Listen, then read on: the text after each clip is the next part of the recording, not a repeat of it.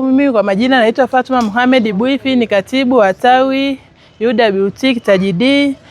Sisi kwa umoja wetu tulianzisha kikundi chetu hapa wana UWT Kitaji D mnamo mwaka 2022, Kitaji D Women Group.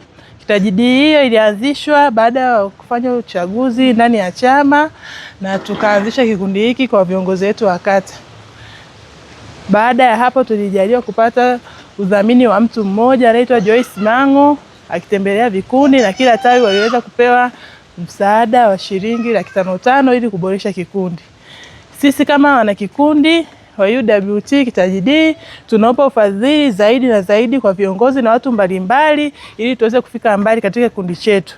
Humu tunao wajasiriamali na tuna miradi midogo ya kuendesha. Tunaomba sana msaada mbalimbali kutoka kwa watu binafsi na marafiki ambao wapenda maendeleo, wadau wa maendeleo ili tuweze kufikisha kikundi chetu mbali.